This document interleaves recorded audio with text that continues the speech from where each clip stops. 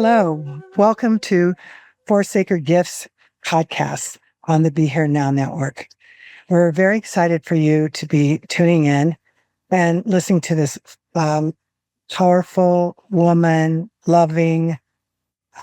I don't know how anyone's arms can be so long and embracing as my friend, my sister, grandmother, Kahontakwas Diane Longboat. And I'm just going to go ahead and share a little bit about her, and then you'll learn a lot more about her. And then I've also asked her, after I do some intro, that she will honor us with a blessing, and then we'll get to the interview. So Kahontakwas Diane Longboat, master's degree and a number of other degrees, is a member of the Turtle Clan Mohawk Nation at Six Nations Grand River Territory, Canada, and citizen of the Haudenosaunee Confederacy. Diane's work has been situated for decades at the intersection of health, education, and systems metamorphosis, based on traditional Indigenous epistemology. Born of vision in 1994, Diane founded of Soul of the Mother, a healing and teaching lodge of nations on the shores of the Grand River. It is the home of international teachers of peace and healing, and a refuge for those seeking healing and strengthening of their own gifts. And don't worry, at the end, we'll make sure you have a way to get a hold of her. I want to go on and say some more things about Diane, because she also founded the First Nations House, the Office of Indigenous Student Services and Programs at the University of Toronto, which was a full-service program designed to serve the educational, social, and spiritual needs of students so that they can thrive. From 2013 to 2025, Diane served as elder and healer for the Center for Addiction and Mental Health in Aboriginal Service, where she led the development of the ceremony grounds to establish the Sweat Lodge, the Medicine Gardens, and the Sacred Fire, with 44 healing ceremonies. Diane continues to advise regional hospital systems, universities, Indigenous organizations, and national research organizations with strategic advice and spiritual guidance for the transformative work required to serve First Nations, Inuit, and Métis in culturally grounded and safe ways. Working alongside gifted leaders, today Diane is the president and founder of the Institute for the Study of Spirit, a national Indigenous women-led charity dedicated to supporting international ceremonial gatherings through a global network of spiritual leaders and healers, grandmothers, fire circles serving in First Nations community and urban areas, focused on the needs of youth and families, training the next generation of traditional healers and offering public education through a podcast series based on elders' teachings held in the World Wisdom Library at the Institute. Founded on the values of love, respect, healing, unity, and peacemaking, the Institute will raise up First Nations for self-determination while working for the spiritual evolution of humanity and healing Mother Earth. It was just a great pleasure to welcome Diane. And we know that those of you turning in, we also know your ancestors are there, whether you know it or not. So we're inviting all of you, past, present, and future, to be here with us, because all will want to hear what we're talking about. And with that, dear sister, if you would honor us with a blessing. Thank you, my beloved sister, for such a beautiful introduction and for the kind invitation to join you and to join all of our listeners in this very important podcast. I want to say, first of all, warm and loving greetings to everyone who's listening in. I want to say how grateful I am to be Kahontakwas, to be given my spiritual gifts, to be given the spiritual mandate by our Creator to do the work that I do in the world. This lifetime has been a total blessing for me, and I always think about how grateful I am every single day.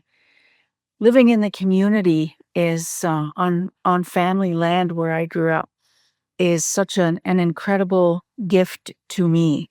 And so every day I stand on the back porch and I look at the bush and I give my Ohodom Galiwudekwa, the words that come before all others.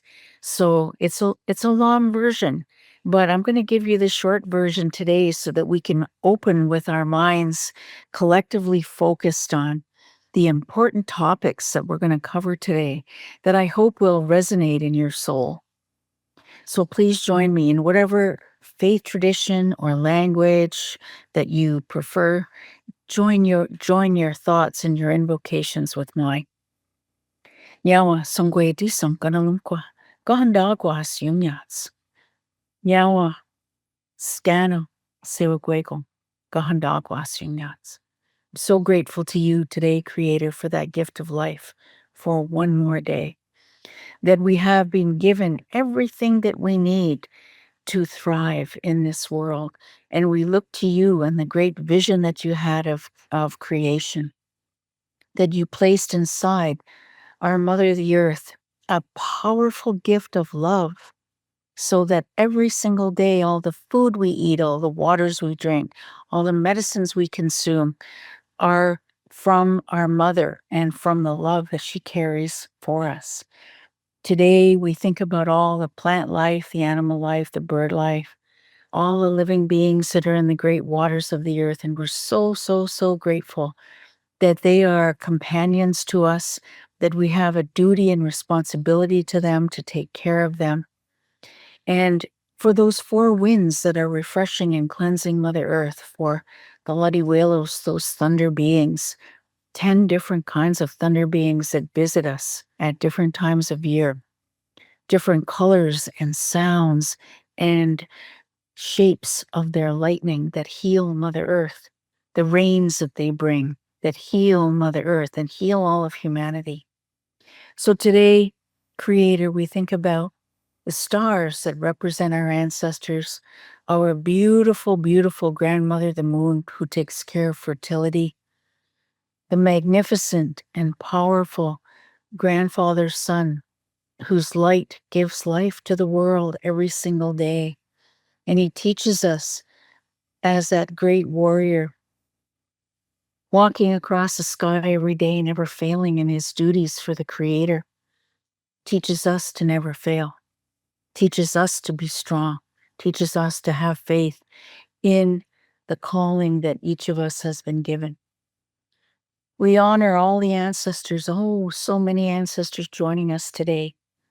And so all of their dreams and visions and inspiration and guidance that they give us, we need that as human beings. We need to be inspired by them. And then we think about all those spiritual beings that are seated at that great council fire in the sky world, beings that assisted our great Creator with the whole process of creation from the beginning of time.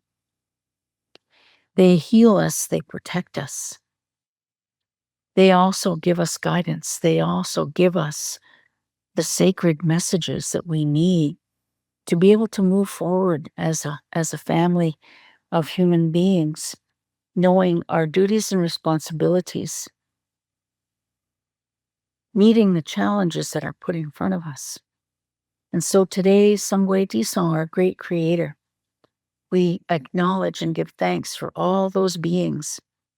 And we are told in that Ahodangali to leave you to the last, because you're always watching us. You're watching us about how we are going to live our lives every day, how we are going to manage our minds, our values, our actions, our behaviors.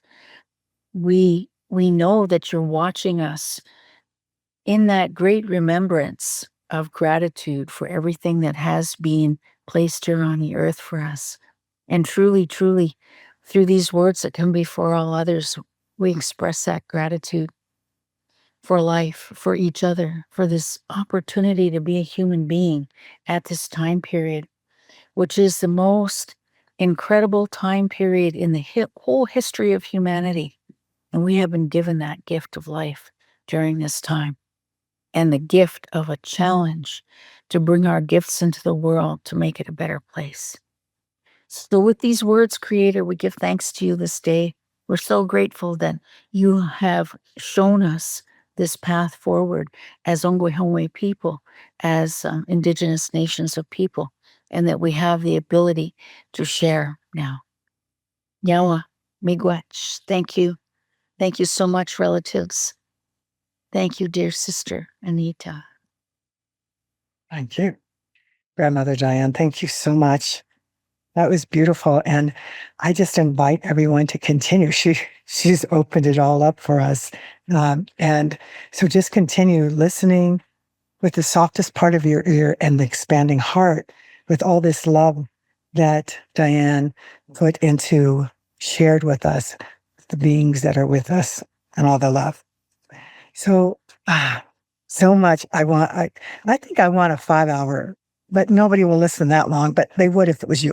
So anyway, I would love for you to start to share just a little bit. You said some of that in your prayer in the beginning. Well, where did you grow up? Tell us a little bit about your, childhood and, how you came to be where you are. And I think that's very important for us to know. And people will fall in love with you. Oh, Anita, thank you. Well, let me first say that I wasn't supposed to be here because my mother and my father was Cayuga, my mother was Mohawk. They both come from Six Nations. And my mother was told by many doctors in cities and towns, hospitals around our community, that she would never have children. And so they were married for 9 years. And I do believe that my father's mother, my grandmother, knew that I would come one day and was waiting for me. My mother decided that she would walk down the road and go and see one of the medicine women of our community because she had exhausted, like, all other avenues. And so did receive medicine from her. And then 2 months later, I was conceived. The birth process was incredibly horrific. My mother was in labor for 4 days and 4 nights, and she was tied down. And so when I was born, um, it was under some duress. And so, as much as I told you she was tied down, when I was born, there were bloody marks around my wrists as well. Mhm. So I came into this world, and it was a struggle. Um, but I came into such a beautiful family. My mother, my father, two brothers. And we grew up at Six Nations on a beautiful farm. It was my grandmother, my paternal grandmother and grandfather, who gave the farm to my dad because they knew that he had a gift of growing things and working with animals. So in that environment, as a young person, I grew up with 300 acres of land to investigate, largely unsupervised, I have to say. And we had a lot of our adventures in the bush. So um, when my mother decided that we should go to school in the city, my father was not well at that time, and like many people in our community in the 1950s, post World War II, veterans returning, there was no veterans pay for them. And so there was incredible poverty. And so our farm did nourish quite a few people. And my dad was a real loving and giving person. And so he did share a lot with the community. I was there many times when he was sharing with them. So I know that to be true. I went to school with my two brothers in the city, and it was a traumatic move to the city, I have to say. But we stayed with my aunt and uncle, and then we went to university and graduate school, both my brother and I. And he stayed on to become a professor of Indigenous environmental studies and sciences, and created the first program of that nature at the bachelor's level in North America. So he stayed on as a professor. And And so my youngest brother passed when he was 17. He had a brain hemorrhage at 17. And our family was always really loving, really close. So it was pretty devastating for us. And it was my first encounter with grief. And it was very much a milestone in my life. I I then went on to work with Indigenous organizations in education and working for the Chiefs of Ontario, but also the Assembly of First Nations. And it was awesome to work with our own people and to see the leadership that was emerging and the whole notion of sovereignty, the notion of jurisdiction, and the positioning, the political positioning of our people to be absolutely unafraid to take those positions of responsibility and duty. So I feel like I had a really good start there. And of course, from my bio, you see the other positions that I've held. But the significant thing about positions and the work that I've done in the world, and if you go back to the Gaswenta wampum belt from 1613, we call it the two-row wampum belt. There's two purple rows on a white background. So if you visualize it, you will see white, purple, white, purple, white. So two purple rows. One is Western knowledge, one is the knowledge of our people. And they are parallel. They're parallel. They're meant to be parallel. They're not meant to weave. They're not meant to be intersecting because when you intersect or weave, what happens is one always becomes more dominant than the other. So when they're parallel, you are trying and ever trying to balance Western knowledge and traditional knowledge.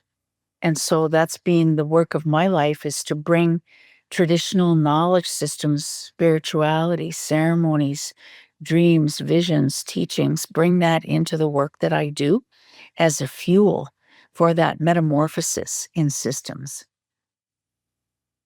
That's, I just learned a whole lot about you. You know, that's really beautiful. Tell us when you were speaking.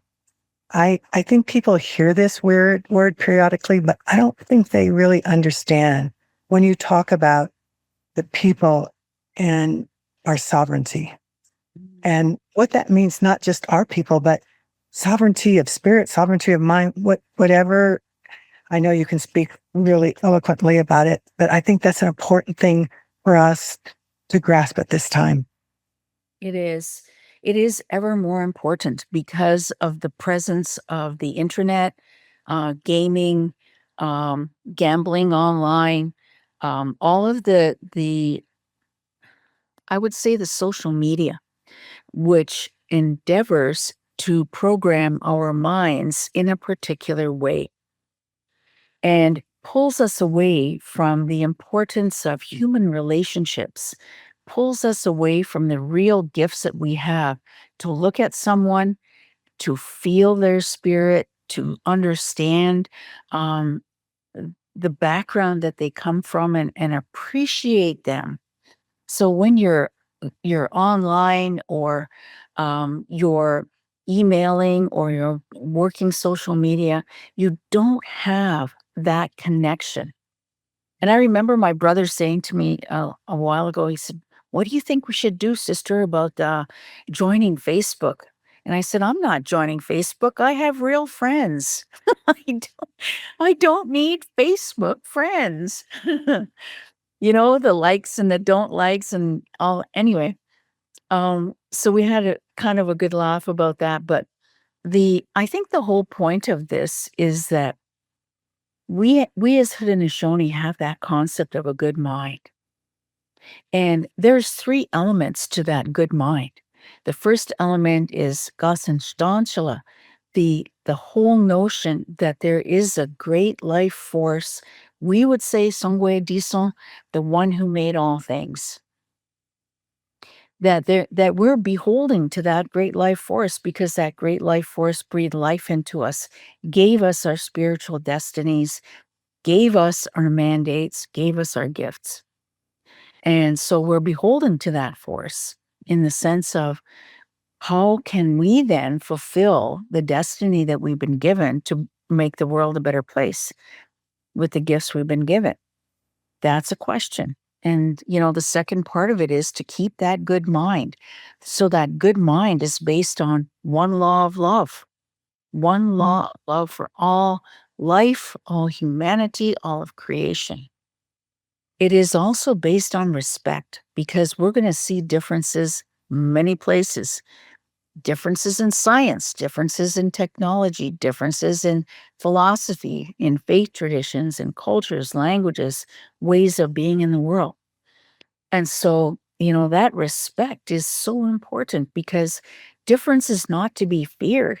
It is to be explored, seen as something that will enrich us and deepen our understanding. So, for example, when we talk about that lodge of the sacred fire of peace, that soul of the mother, many, many different faith traditions, their leadership have come to speak at the lodge. And so we'll ask them a simple question. What does peacemaking mean to you in your faith? What does healing mean to you in your faith? What does love mean in your faith tradition? And so, we learn to look at difference as an opportunity to grow. So, looking at the power of the creator, looking at respect, looking at compassion. When I think about my mother and the teachings that she and my father put into us as children, one of the things she told us was, well, you have to picture us as farm kids, in the 50s. And now we're going to go into the city. So now it's the 60s. We're going to go into the city. And she said to us, you're going to see different people there, people that you've never seen before, different languages, different ways of being, different foods. She said, look at that as something where you can learn and you can appreciate them. Don't be afraid. And don't ever think that you're better than somebody. And don't ever think that you're less than someone. You are equal to all the people that you are meeting. And so that whole notion of compassion, that everybody has a story, that we are not to judge people. So those are essential Haudenosaunee values: love, respect, compassion. And when I think about sovereignty of the mind, I think about the hardships we have in the world we live in today. Every generation had their hardships, every generation. There isn't a generation that lived on the face of the earth that didn't have their challenges. We have our challenges. Today, our challenge is to take care of our minds, to be mindful of what we say, what we do, what we allow to come into our minds, the movies we watch, the music we listen to, the kinds of folks that we allow within our family boundaries, who are loving, kind, generous people, who truly love us. They're genuine people, um, and so that sovereignty of the mind is critical because there are forces that are at work in the world, cosmic forces. There are forces outside of our human consciousness that are trying to program us to hate, to be greedy, to make war, to fear each other, to fear um, having less in life somehow than the other person. So all of that. So that sovereignty of the mind means we take care of our minds. We have a set of core values that are irrefutable, where they're non-negotiable. This is who we are. This is how we choose to live our lives. No matter what happens to us in the news, no matter what happens, no matter, CNN can say what they want. Our local news stations here in Canada can say what they want. But we know who we are. We know what our spiritual calling is in life. And if you don't know that, then we have to do some work. with our young people in particular, to be able to stabilize them for that next 7 generations. Yeah. So beautifully said. As you spoke, there was so many light bulbs went on for me, and one of them is that people um, many times people reach out to me because of the four sacred gifts, them being a messenger of the eagle who prophecy, and what they're sometimes they use the word community. They're longing for a relationship, and as you describe what you have there, so in spite of facts to the contrary that are happening out here, this is who we are. And I think that's a really valuable, really powerful message. And I'll remember too, is that connection to have sovereignty of the mind means the possibility to really have community because they go hand in hand. To really be present and to the values that hold you there. So thank you for that. That came through in another way for me. I appreciate it. Thank you. So let's continue on because as you speak, I think the listeners and the viewers are feeling this. You can tell that Kahontakwas is humble, is brilliant, is kind, and just for me, and I know they're for others, wanting to stay and listen with the softer part of our ears and expanding heart and listen and listen. Can you tell us for you, for your people, what is spirituality? What is deep spirituality? Because people are, struggling with religion and spiritual and all of that. And just really quickly, while you're thinking about deep spirituality, one of the things that, because I'm a consultant, a trainer in businesses for 47, 48 years, now it's flipped. I'm mostly in nonprofit and communities. And however, during that time, I remember that when they were looking at who to hire, there were two things they'd always say. I'd hear from corporation to corporation. Well, here we don't talk about politics and we don't talk about religion. And some of my colleagues would go, would you just be quiet? And I go, well, I can't because let's get clear. Okay, I can not and have my people not talk about politics like different sides, but everything's political because it's the people. It's the other beings, our relatives. So, but I understand if you're talking to be clear about that, that's fine. Now, religion, that's possible for us as we're doing diversity, equity, inclusion, culture change. However, I want to make sure that you understand how I'm defining something larger than religion, which is spirituality. Yes. And if that means we can't speak of, create space for spirituality, then we're not the people to hire because we can't do it without the spirit, without spirituality. So with that, I'll be quiet and I want to hear what you say about spirituality and deep spirituality and what is the journey? What does one do to get there? Because I know people are yearning for that. Hmm. I think when I finished my work at the University of Toronto, it was such a beautiful experience there because I went there for 3 degrees. And when I finished my work there, I knew that I had left a legacy behind me. And today, it's over 30 years old and it's going great guns and I'm proud of it. But what I want to say is that I made the decision at that time to follow a message because I was in the doctoral program at the University of Toronto, and I had just had my second child. So I'm sitting in the living room one afternoon with baby in one arm and my 3-inch wide textbook in the other hand propped up, and I'm flipping through it, and a beam of sunlight comes in and it hits me on the couch.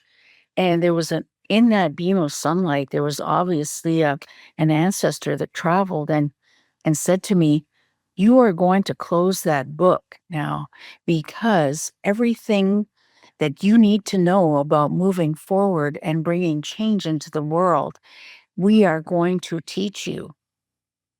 And it was full on auditory message, daytime, fully conscious.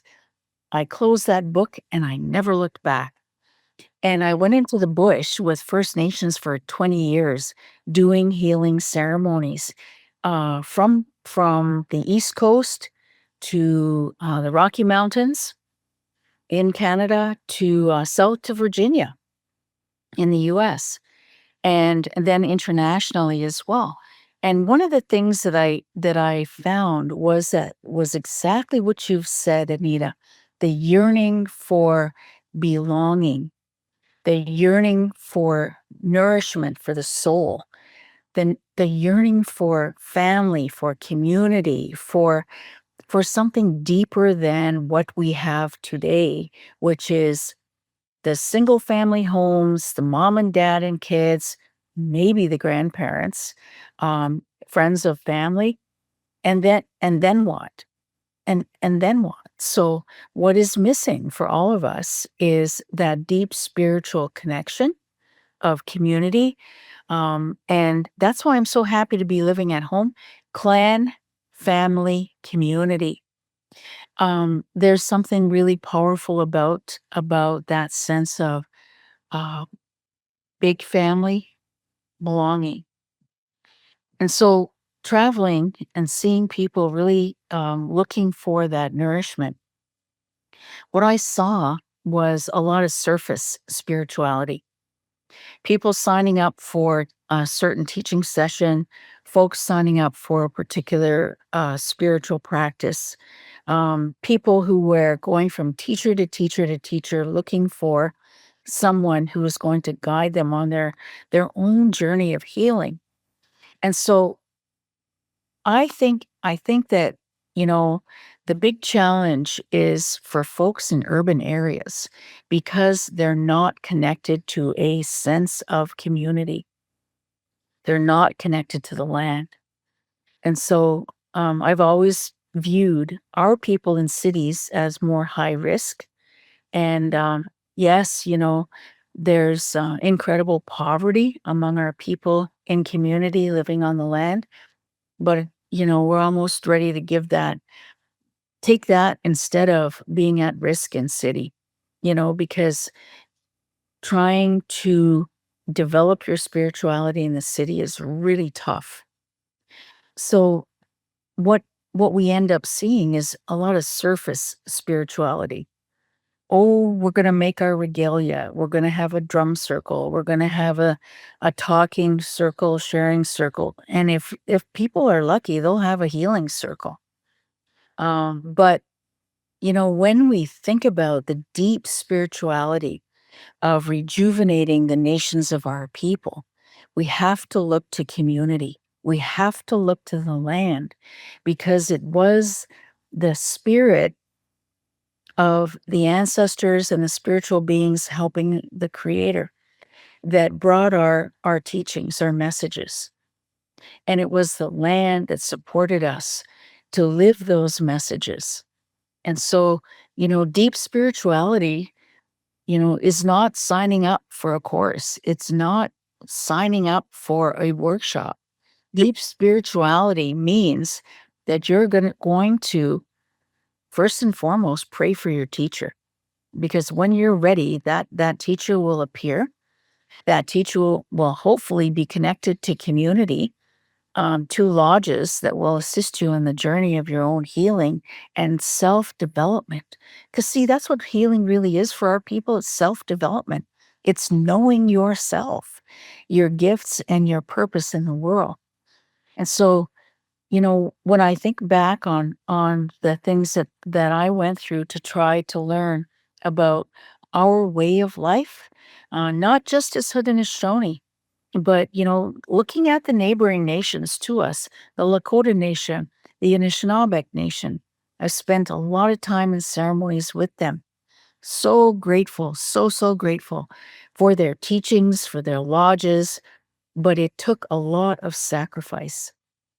And by sacrifice, I mean following a trail, following a trail of ceremony to ceremony to ceremony, being committed to our own healing, being committed to bringing children with us when we go for our own healing, and driving to wherever that ceremony is, and making sure that you have enough money to make it there, making sure that you have the regalia that you need to be able to participate in that ceremony, to bring offerings to that ceremony, and to pay tribute to those ceremonial leaders.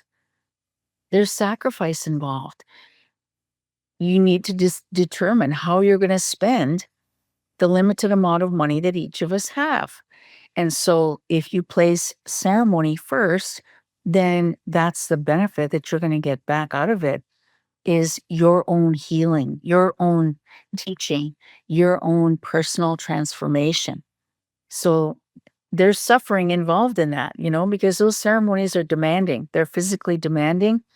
There's sweat lodges, there's piercing, there's flesh offerings, there's dragging buffalo skulls, there's dancing all night in the ghost dance, which is, whatever weather comes, it doesn't matter. You're out there. You're out there for the ancestors and for your sacred connection to the ancestors.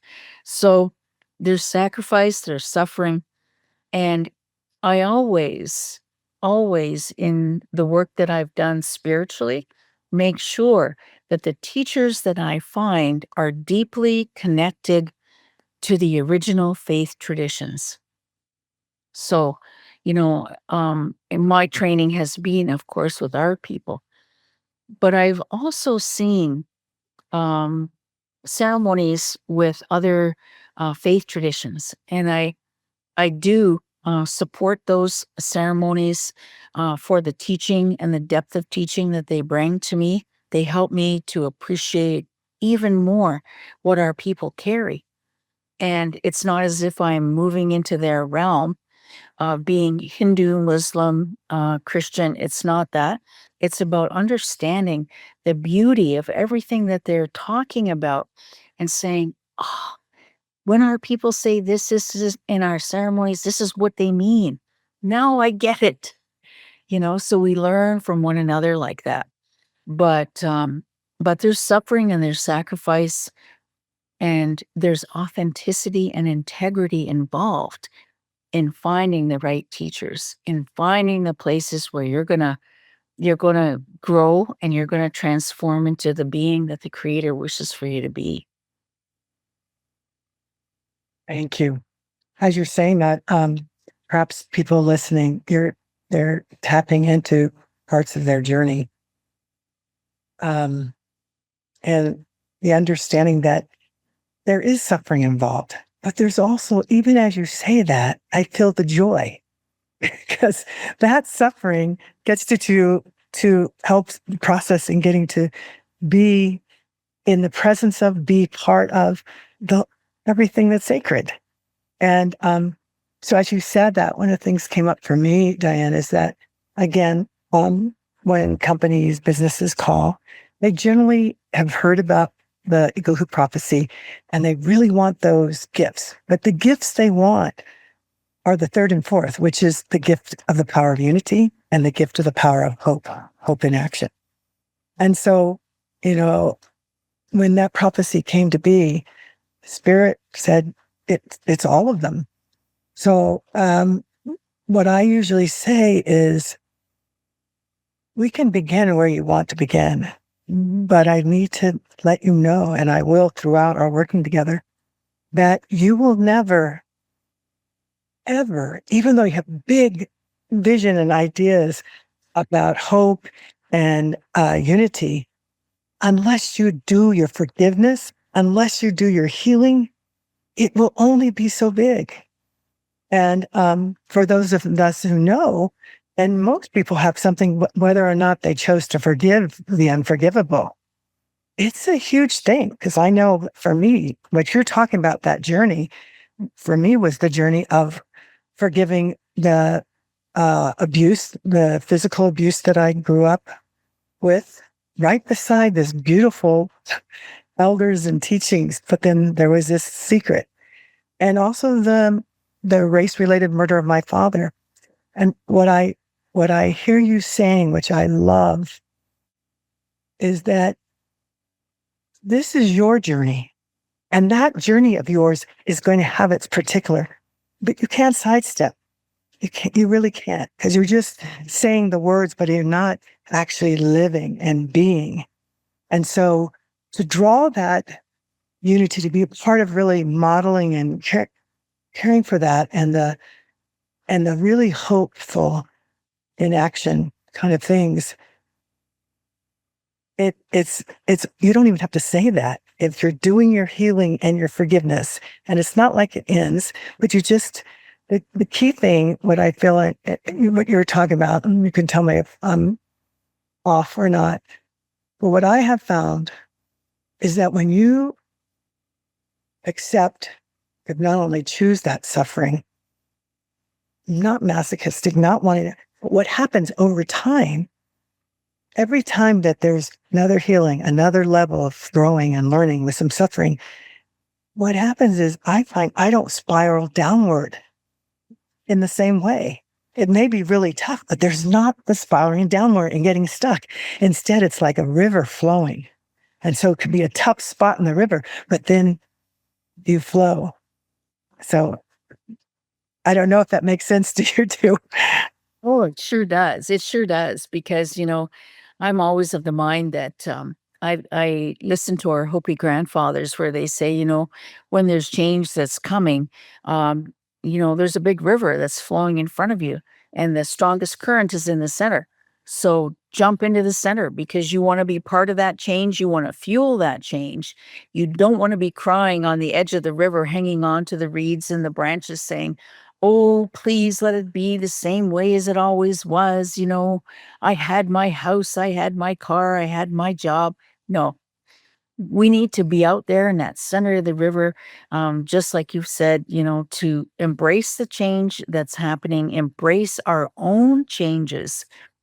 When I look around all of these organizations in the world, and we'll see lots of them as we gather for a series of forums, global forums, in the next few years, we're going to see so many organizations out there doing work in the world.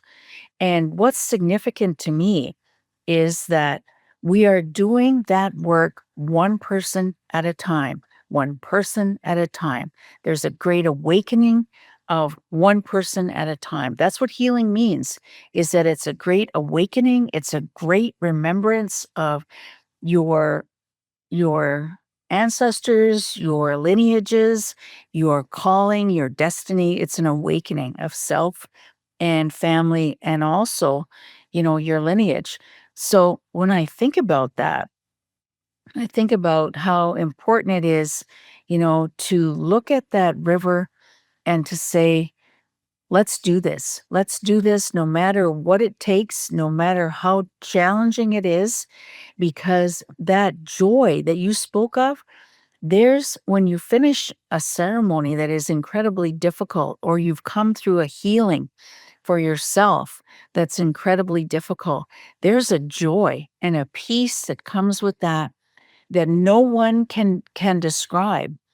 It's a feeling. And my prayers every single day, and I opened with that Ahodon Gully Widekwa, the words that come before all others. The essence of my prayers every day are for the spiritual evolution of humanity and the healing of Mother Earth. Because I do believe that there's going to be no unity, no peace until we understand who we are individually. We understand our gifts, our spiritual mandate, our destiny, and we do contribute to that raging center of the river of change. because we cannot continue to live in the way that we live and think that Mother Earth will continue to support us. It will not happen. It simply will not happen. And we are, as our teachers in the Longhouse, our faith keepers tell us that we stand at the precipice now. This precipice is the fulfillment of our prophecies. And we stand at that precipice with the ability as a human family to determine whether life will continue or not. Like never before have we ever had that decision. We now have it. And so the question becomes for us, as traditional and spiritual people, is absolutely life will continue. Absolutely, there is a creator. Absolutely, all those teachings and ceremonies keep everything in balance. So, all Indigenous nations need to keep doing their ceremonies, and we are contributing to a new earth, a new mind, and a new earth. Every single day, every person who is working on themselves, doing their healing, doing their personal transformation is contributing to that new earth. And so we have to take care of our core values, as our faith keeper, Oren Lyons, reminds us that we as a human family need to have a wholesale shift in our core values so that we can see that we are loved by a great creator more than words could ever describe. That we have the faith of that great creator, that we are going to do great things in the world. Every single one of us, that we've been born here with a spiritual destiny that each of us needs to fulfill. And so when you look at each other throughout the world, my great wondering as I travel throughout the world is when I meet people of different cultures and faith traditions and see how they live, listen to their songs, their ceremonies, I always wonder, what are the gifts that they've been given? How can we mutually support one another in this great raging river of life? How can we support one another? How can we get stronger? How can we unify? Not to change who we are, but to mutually lift each other up. And so I have profound hope, absolutely unshakable, profound hope in the world that collectively all these spiritual people throughout the world are now in the majority, and that the work that we are doing spiritually is going to bring a new mind and a new earth. And I'm never giving up. As long as I live, I will never give up believing in that great hope for humanity and the great hope for the healing and the rebalancing of Mother Earth. We can do this. We are going to do this. Yes. We're in the process. We are doing it. I agree with you.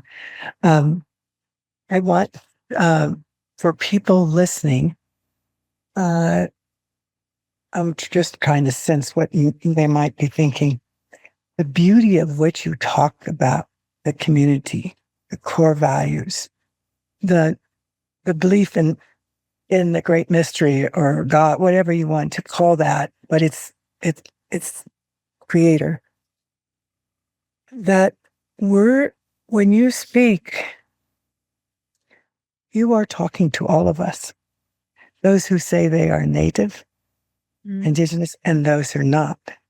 Because what we do know in this sacredness that I know you and I are taught by our people, that everything is that everything's sacred, but my grandmother used to say, but not everybody acts in a sacred way, because there's some forgetting that happens. So that always helped me. But that non-native people, long ago, we all started with the earth, the stars, all of that. And for this change to happen, I really love that our people around the world, Indigenous people, are in ceremony together more than I ever have in my whole life seen this. I'm also witnessing, as I'm sure you are, people who are not, who are also in search of what does the land mean to them? What is the water? Who do they come from? what is it that they do need to heal, forgive? And so I just want to make sure that people are listening because we have all viewers. We have both Native Indigenous viewers as well as non, is that when Diane speaks, and I probably don't even need to say this, but I just want to punctuate. She's speaking with spirit coming through to all of us, to all of us. And I so appreciate that deep spirituality that you're talking about, that you're modeling, actually. Yeah. Thank you. I Yes. remember a dream that I received some years ago when we were doing the Indigenous Peoples Program. Well, I was co-chairing it with my nephew Bob Goulet, who's an Anishinaabe from Nipissing First Nation, and I remember a dream that I received at that time that was so prophetic for me. I was standing on the shores of a lake in northern Ontario, and I remember having two cow horn rattles with me, small ones. So we were going to be doing a stomp dance, and a lot of young people were there. And so I was gathering the young people, and we were excited to be together, and we were going to sing and we were going to dance, and it's a single file dance, so it's a lot of fun. As we were gathering on the shore, I saw a big bird coming in the distance, and I thought, oh, I wonder if that eagle's going to listen to our song. And so as it got closer and closer, it was not an eagle. It was a black thunderbird with a 30-foot wingspan. And that black thunderbird sat on a big rock at the water's edge and said to me, if you really want to heal Mother Earth, you are going to have to stand shoulder to shoulder as a human family. And that was a prophetic moment for me in 2018.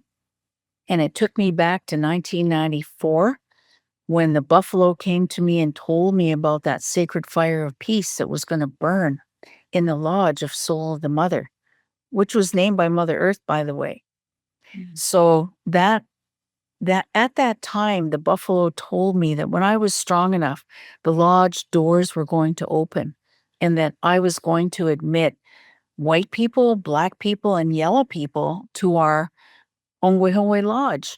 And for me, coming from a very conservative community, our ceremonies, were pretty much for ourselves. Now there's a mandate to open the doors of that lodge to other people. And it was, during like predating that time for reconciliation in our country. So, when I think about our relatives from different nations of people, those four, we are taught in our creation story, four original families. Red nations of people, that's us. Black nations of people, white nations of people, yellow nations of people. And those were original families. So we began at the sacred fire, each of us, and collectively we would gather for a fire as well to share dream and vision and then go back to our respective areas where we were living. Don't forget there was one landmass at that time. And so, from the very, very beginning, we knew about each other. And, when we come into this very critical time for the healing of Mother Earth, we need each other. We need each other. We need our science. We need our technology. We need our medicine. But we also need Indigenous wisdom traditions and Indigenous knowledge systems to be able to provide an ethical framework for how we are moving forward in science, in technology, that ethical framework for AI. So where is the positioning of Indigenous people in all of this? We are the foundation. We're the core of human values. We're the core of that central fire. We are the core. And we are the ones that are closest to our original way of life. 500 years is nothing. It's a drop in the bucket. When I look back on my family, we have a lot of longevity in my family, I have to say. My grandfathers and grandmothers, all four of them, were born in 1885. My parents were born in, like 1916, 1919, like in and around those areas. And, my grandfather and grandmother on my maternal side lived to 95 and 96, and my mother lived to 95. So, like, when you talk about, 500 years ago, that's nothing. So, what is it that we have today to be able to contribute to world knowledge about where we need to go? We have everything. We have the new knowledge that humanity is seeking. They have their knowledge already. We have the contribution of new knowledge, new ways of being in the world, new ways of connecting to spirit so that we can receive spiritual guidance. So those new ways are old ways to us, but the fact that people of other nations are doing their work now is incredibly significant. Incredibly significant. It's part of prophecy that they would also awaken to their true place in the world, their true humanity. Because we've been pulled away from our true humanity. We have been. Well, we're especially, and I would say especially in North America, we're very much mutated from the original ways of being a human being. So, there's a lot to learn for all of us, and that's where the humility comes in. We have Mhm. to humble ourselves. Yeah. And what a joyful life to be able to do that, to really be able to not just pass through, but actually learn and really absorb, to make appreciation. But also doesn't mean you're taking everything on, but you can appreciate it in this space and that we're part of this whole, which is just so magnificent. And so thank you. Just we're about to close, but I would love for you to, you just shared about your dream, but if there's anything else in terms of what's going on right now that people need to know, that's part of your dream coming true. And then also how to get a hold of you. But let's first, if there's anything else on dream or what are you focused on? Well, I would say that, one of the things about our ongoing way of life really is that, we have so many teachings, thousands, and I would say millions of years old. We have ceremonies that support a balance for Mother Earth. We have all the medicines that we need to be healthy. We have food sovereignty. If we really work at it, we have food sovereignty in our traditional foods. We we really need to start to think about the challenges that are facing us as a human race now, like the absolute survival. And the only way that I can encourage people to move forward is to think about the sacred fire. What does that sacred fire mean to you in the Black nations of people, Asian nations of people, in white nations of people? What does that sacred fire mean to you? Because to us, it means a connection to the Creator, a connection to the ancestors, a connection to Mother Earth, and that whole loving power of creation that has been placed inside Mother Earth. It's a connection to all that is, both earthly and cosmic. Prophecies, our spiritual leaders will tell us, have pretty much been fulfilled now. Now, the question becomes, what is daily prophecy? Daily prophecy are the messages that come from the ancestors.